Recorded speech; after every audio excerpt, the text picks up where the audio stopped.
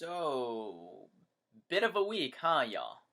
Yes, welcome into 90 on Peachtree, everybody. Never did I imagine when we started this program that I would make it to episode 11 before we were talking about another fired manager for Atlanta United, and obviously that is indeed what happened on Sunday when Atlanta fired Gabriel Heinze, and there is a lot to unpack here. We will go through some of it pretty quickly. Most of it you all probably know by now, but we're going to go through some of that, figure out kind of where we all stand and where everything stands right now with what we know, what we don't know, and what we would really like to know, and then get into kind of why we think all of this happened.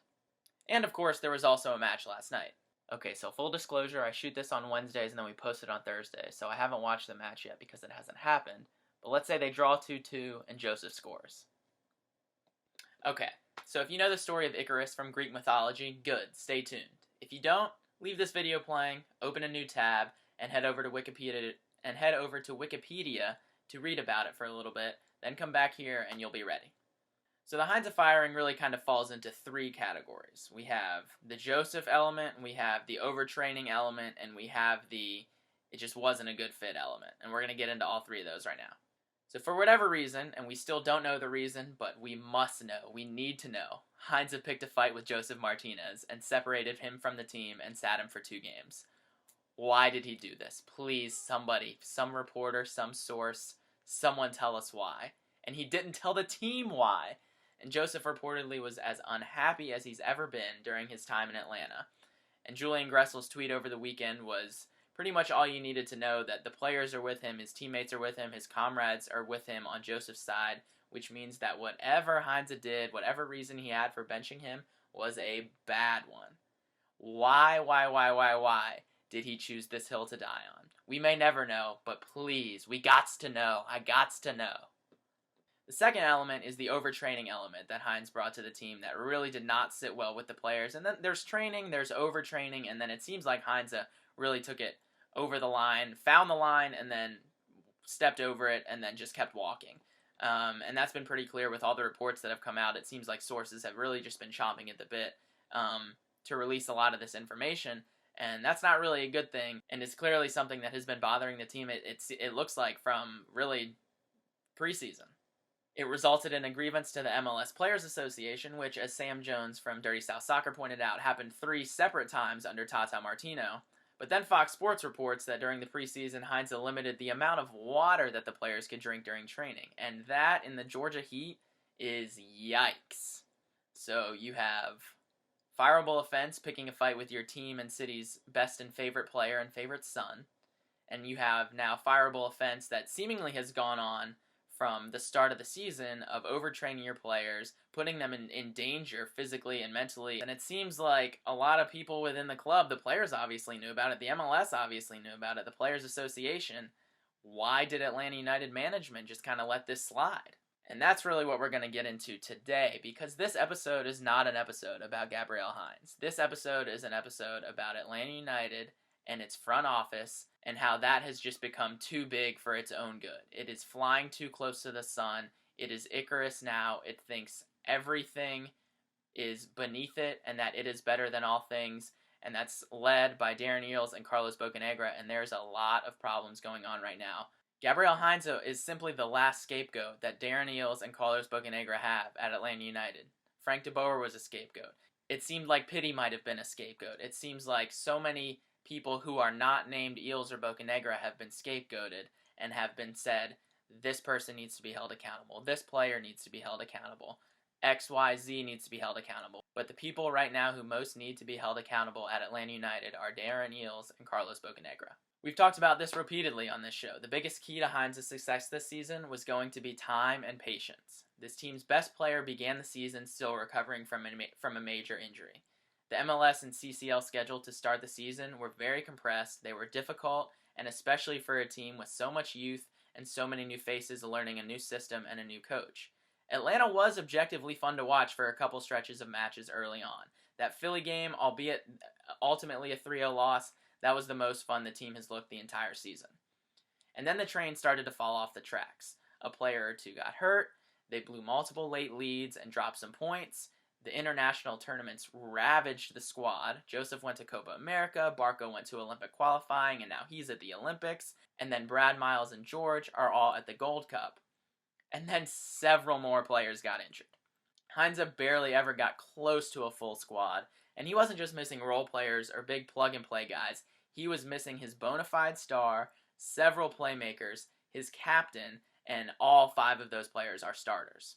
And that's not his fault. That's the dumb MLS's fault for playing for these tournaments and putting teams at disadvantages who have a lot of players go play in these tournaments. It's the MLS having rules that make it difficult to spend the money necessary to acquire the depth to put a good product on the field in the absence of those players because of the dumb decisions to play during those tournaments. I mean, Heinze basically was trotting out a USL team, a glorified USL team, for a handful of matches over the last couple months. No wonder the results are bad. Now, could some of those injuries be attributed to his really taxing and overbearing training methods? Sure, perhaps, but it could also just as easily be bad luck, as well as the fact that the players had a short off season after last year and a compressed schedule because of the pandemic. So let's point the lens on Darren and Carlos now, because with everything I just listed, what coach would have won even half of those games? Probably none. Darren and Boca's expectations, impatience, decision-making, and overall hubris and lack of accountability is what needs to be examined next at Atlanta United. They emphasize that accountability within the club, but both of them have been able to skirt it in the midst of what have clearly become some very, very bad personnel decisions. And look, no one is going to bat 1,000 on bringing in players and coaches. That's impossible. But it's pretty clear that since the transfer of Miguel Almiron and the steady departures afterward of a lot of those main contributors on the MLS Cup winning team, they have missed on far more often of the moves than they've hit on. And it's arguable that not one single player brought in to replace a starter or heavy contributor on that title team has been better than said player. And thank goodness for Miles Robinson and George Bello in that regard, because really they're the only ones who can even light a candle to the guys they came in to replace. And they've done a very solid job with how young they are and how much they've had to learn and how quickly they've had to do it. Pity was a toss-up, but the problem with Pity is that Darren and Carlos made him seem like the second coming of Messi or of Almiron, and he was going to fit right in right away, and they put way too much pressure on him, and he was out of sorts from the get-go. When he was really good, he was really good, but when he was really bad, he was really bad. And they put him into a system that he didn't fit into, and that's not his fault.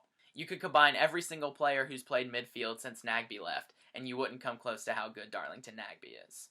We did a whole episode on the Julian Gressel trade. There's not much more we can say about that. Go watch that right now on our channel and to see how I feel about that.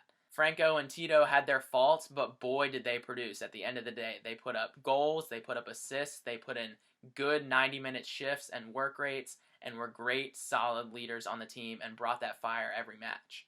Same with LGP. He was a huge team leader. And they really just gave Remedi away, one of the most solid two-way midfielders that the team has had in its short existence. They just kind of handed him to San Jose.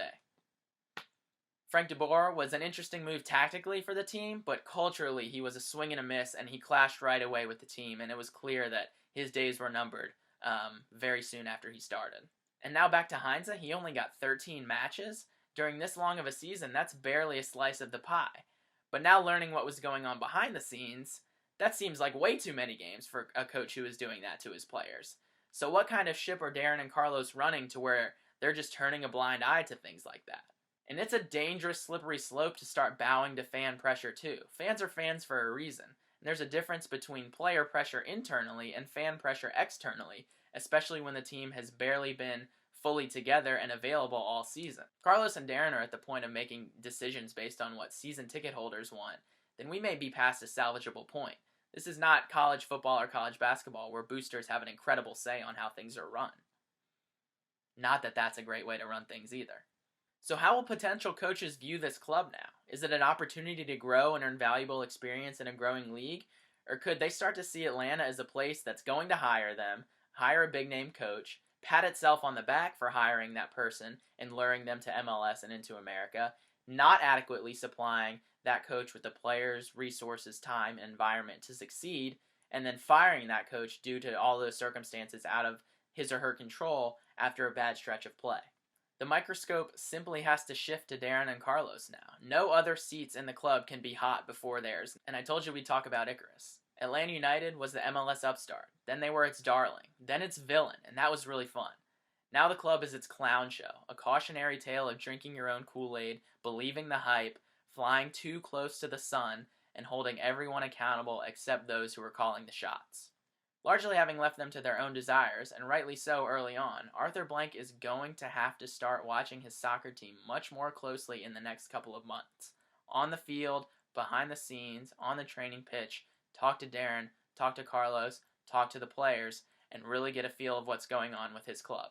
Because the limit on chaotic football teams playing in Mercedes-Benz Stadium at any one given time is 1. Atlanta has 2 right now, and the one that just traded its best player is the one that's in better shape.